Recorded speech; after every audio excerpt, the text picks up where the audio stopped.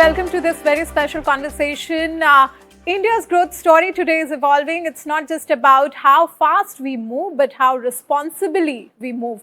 From sustainability and trust to digital security and customer-first practices, the expectations from the corporate India are changing rapidly, and companies are being pushed to go beyond intent to show real, measurable impact on the ground. You're watching Axis Max Life Insurance Present, India in Motion, building a legacy of care for a sustainable Bharat. And today, we are speaking with someone who is at the center of this shift, Anurag Chauhan, General Counsel and Chief Sustainability Officer at Axis Max Life Insurance. Welcome to this very special conversation, Anurag. Let me ask you the question that what does this sustainability mean to you? Thank you very much for having me here and for bringing this important topic, which is very topical and important for all of us. Now, sustainability in its simple terms can be meant that a responsible way to do business. We are a life insurance company in a long-term business, and many of the dreams of people depend on the policy that they'll take and the outcome. So ultimately, the decisions that we are taking today will have an impact in 15 or maybe 20 years. So yes, it is about taking decisions in a very responsible manner. Further, ESG or sustainability cannot be a simple function which is standalone. It has to be embedded in different functions. And every function, every decision, while making any decision, has to be around environment, social, governance has to be taken into consideration. And if you are not doing that, you are not making a sustainable organization. It is also about putting judicious use of all the resources that we have. So every ounce of material that you have has to be used judiciously, and then only can we create a sustainable organization, a sustainable world, and we leave something better for the next generation. That is overall sustainability for me. Your ESG philosophy is anchored in the idea of bharosa. What does that mean in concrete, measurable terms for customer and your stakeholders? So we are in the business of selling a promise. When a customer comes and asks for a claim, how much claims are we paying? That is most important for a life insurance company, and that is a test. I am happy to share that we have been one of the most highest paid claims paid ratio in the industry of 99.70%, which means that whatever customer come, out of those, we honor 99.7% of the claims. Our policy features are in simple language, easy to understand, so that there's no doubt about any of the terms at a later stage. We have a great place to work honor for the last 10 years, which means consistently for the 10 years, we have been doing certain things right in the organization. Our organization also has unlimited sick leaves if you complete 5 years within the organization. This is how we are also taking care of the social aspect of it. While the regulator says a few things which we definitely comply, the law demands certain compliance which needs to be done, which we definitely comply. But what do we do more apart that, which is we have even more independent directors than required by law. We do CSR more than required by the law. When we invest in companies, those companies have to certainly pass a test of sustainability, and only if the company is high on sustainability, then only we invest in such a company, which takes care of the custodianship of the money that we have to invest on behalf of our policyholders. Not only that, certain policyholders, if they want to invest their money in green bonds or ethical bonds, we do have both of them within our company. So these are certain few things which we are doing new, more than what is required by law, and I'm sure little by little we'll make a strong bharosa, not only in the eyes of customers, in the eyes of investors, in the eyes of stakeholders, government as well. Well said, and in fact you underlined quite a lot of point, I would say, and just wanted to understand from you, Anurag, that conservation and sustainability are often discussed extensively in the corporate reports, but critics say that they exist more in theory done and in practice, how do you ensure ESG commitment translate into measurable action on ground? We believe that whatever can be measured can be improved. So first of all, we have certain matrices which we track on regular basis so that we have an idea where we are on those matrices. Now what are they? Number one, digital penetration of the company, which means that how many services of ours are available digitally for the customers, plus how many of the customers are actually availing those services. We track that number and we are trending at 92%. Further, from employee perspectives, we have a learning hour, which is a program called Dronacharya, and we target 40 learning hours each year. Similarly, our DEI target, which used to be around 20% of women colleagues in the company in the last 3-4 years, it's trending at now 30%, and which includes women at all cohorts, not only at mid-level, junior level, but at senior level and at the board level also. I already mentioned we track all the companies in which we invest have to be passing a certain criteria of sustainability.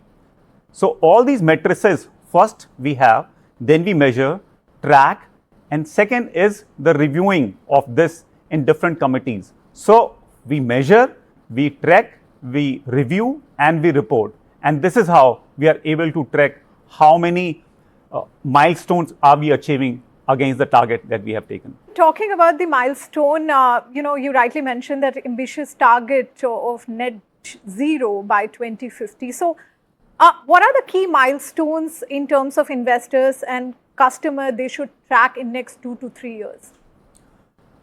So yes, we have taken a target of becoming carbon neutral by 2050. The first thing starts with, again, the measuring of the targets. So we have scope 1, scope 2, scope 3 measurements which we have to do, which means scope 1, that is the direct consumption of the electricity through our own sources and our emissions by our own vehicles would form a scope 1.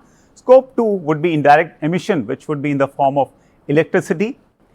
Scope 3 would be the upstream and downstream vendors that we have, the carbon emissions that they are emitting, that has also to be measured. So once we have measured all these carbon emission targets or numbers, then we can track that how are we able to come to a point where we become carbon neutral by 2050. Apart from that, all the offices that we have, we are trying to turn to green energy. As I said, they are little costly, but we have already covered Maharashtra, moving on to Rajasthan, Gujarat, and eventually wherever this is available, we'll be doing that.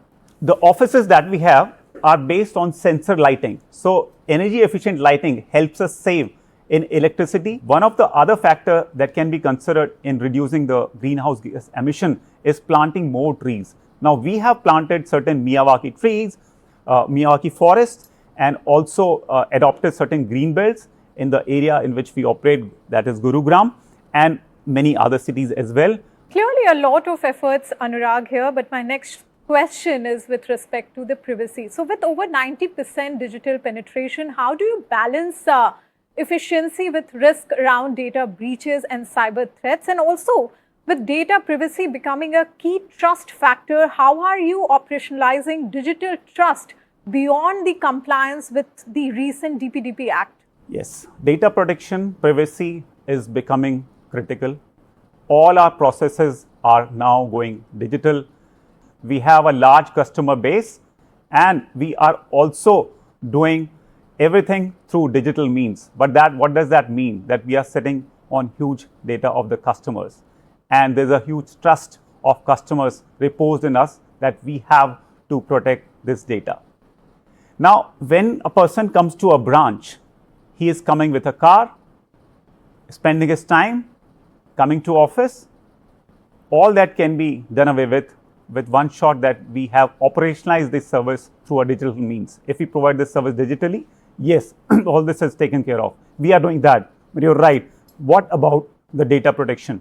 So apart from implementing the Data Protection Act, which has come recently, and there's some time limit for that implementation, we are working on certain principles. First of all, we conducted a double materiality assessment, which means a survey floated to all the stakeholders that which of the parameters do you think are important for a life insurance company perspective, specifically Axis Max Life Insurance. Now, what the principles that we have been working upon is, one is anonymization. That means the data that person is using, he'll not get to know entirely which person's data is that. Number two is the principle of minimization. The data is only given to the person whom it is required, and only to the extent it is required, and only for the time period to which it is required. It's not only us who access the data, but certain services have to be outsourced. So what kind of vendors are you hiring? Are they even capable of complying with all the data protection laws? The answer is yes, and only if the answer is yes, then only we work with them. We do have very strong contracts with them, and that is how we are trying to protect, not trying to protect, in fact, we are protecting the data of the customers, and this will become robust day by day. Clearly, all the checks and balances in place. So we will take a quick break. Stay tuned. Welcome back to this very interesting conversation. Anurag, my next question will be on mis-selling, a very, very popular, I would say, subject when it comes to insurance. So my question to you is that mis-selling has historically been a concern in the insurance. So what structural changes have you made to address this issue? What we have been doing as Axis Max Life, and even as the insurance industry, we probably are the only industry which offers a free look period, which means that if you are not satisfied with the terms and conditions of the policy, you have 30-day period to return back the policy, and all your premium is refunded. That's number one, which is a very powerful tool. We also have introduced a concept of VPOSV, which is video POSV, which means that once you have purchased a policy, the person will ask that, have you understood the product? What have you paid? What are the expectations of yours from the product, etc. So that it's a proof on the video itself that there is a right purchase. There is high importance of training in the organization, which means the importance of right selling to the sellers and to the agents is being done. And apart that, even if there is some mis-selling still happening and it is proven, then the consequences are harsh. Apart from termination of the contract with the seller, there is also clawback of the commission. So we are trying to put, along with the regulators, along with all the stakeholders, along with other life insurance companies, a framework so that we gain our respect, which is actually due, because we are one of the sectors which we believe are into a social good, and we come in the need of the hour when maybe nobody comes. We will await for that framework for sure. But tell me, Anurag, that you are investing in initiative like financial literacy, water conservation, and employee voluntary. How do you measure the real impact of these efforts beyond the CSR reporting? So this is an area very close to my heart and also close to the heart of the company. You'll be glad to know that we spend more than what is prescribed within the regulations. And I'll talk about two examples in it, or two areas in which we invest a lot. Otherwise, our theme, if you see, is environment, education, financial literacy, and livelihood. We do invest in these four pillars. So we have tied up with different NGO partners, reputed ones, and we have adopted 4 districts, which is Haridwar, Varanasi, Jamshedpur, and Unnao. In these 4 districts, what we do is we connect the grassroots people to the people who require the government schemes but are not aware to the eligibility of theirs to the certain schemes. I'll name a few: Pradhan Mantri Jeevan Jyoti Yojana, Pradhan Mantri Swasthya Yojana, Atal Pension Yojana, Vriddh Pension Yojana, Vidhva Pension Yojana, Ujjwal Gas Yojana, Right to Education is also there. E-Shram cards are also made, the benefits of which can be unfolded only if a person knows about those schemes, and only if a person has the basic like a Aadhaar card or a PAN card or Jan Dhan Khata. What we do through these NGO partners, we have community mobilizers, and these community mobilizers are mostly women who have access to the households of these 4 districts in every block, every panchayat, we are reaching every household and educating them around these schemes. And this is all done without any charge. It took time to build trust, but now in all these places, we have been able to touch in the last 4-5 years around 2 lakh of families who have benefited from unlocking of all these schemes. So this kind of program is not only empowering the people at the grassroots level, people who deserve to have benefits of those schemes, but also the women entrepreneurs of the village who go door to door, and also they are earning in the process. Another beautiful example is around pond rejuvenation. Last year, we took over 4 ponds. This year again, we are taking 4 more ponds, and we'll keep doing it. What was the turning point in our thinking? Why did we take this initiative? Was when we did our first pond, which was somewhere in the middle of a village, we reconstructed from a dump site. The water was there, water tables got up, and there was a whole park outside, walking place for the villagers. And when we went back after a few months to visit, it was full of fishes. The local SDM had ordered that this pond may be given for fishery.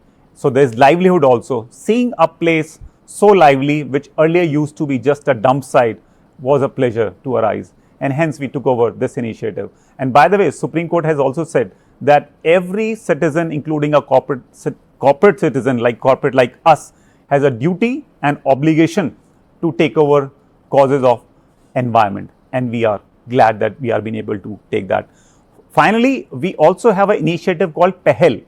Now, Pehel is about all the employees. So it's not enough that we are just doing from a central team through some NGOs. We need to involve our employees into it. So we, along with Teach for India Foundation, reached out to schools in all the branches that we have across India, and all the volunteers participated, went to schools, gave lessons on financial literacy, insurance, etc. So that was phenomenal. And the good thing was that there were Gen Zs a lot in that. Well, talking about Gen Zs, and we are short of time, but quickly want to have your take on the, very important question, because any conversation is incomplete without Gen Z's mention, that Gen Zs today wants purposes along with a paycheck. How is Axis Max Life adapting its workplace culture to attract those segments? We are a company whose mission is to inspire people to increase the value of their lives. This mission itself, and secondly, we being a life insurance company, are in some kind of a socially relevant kind of a company, which does attract the youngsters and Gen Zs. That is one. When a Gen Z enters our office, he is put on a fast accelerator program, which means that they will be a part of several important projects across the company. Gen Zs do not believe in hierarchies, so that they work in kind of a CFT, close focus group, teams, and they just are part of everything that can be taught within those 1 or 2 initial years. After that time is over, they are given a choice that choose what you want to do, and then with their choice, they just take 1 or 2 areas in which they are interested in. So they get a choice. I mentioned about the program Dronacharya, in which we focus on the learning hours of the company. Every Gen Z wants to learn more and more, and we have 75 hours of those dedicated for such a program. We also know Gen Zs are attracted towards digitalization and AI. We also have tied up with influencers and youngsters like Yuva, who are able to attract Gen Zs rather than giving gyan, just coming to short storytelling. So clearly there's a huge scope there as far as this segment Gen Zs are concerned. So that's the wrap of our very special conversation. Thank you, Anurag, for sharing your deep insight on the sustainability, and we are all hoping that corporate will do lot of such initiative that will reflect on ground. Thank you very much. Thank you.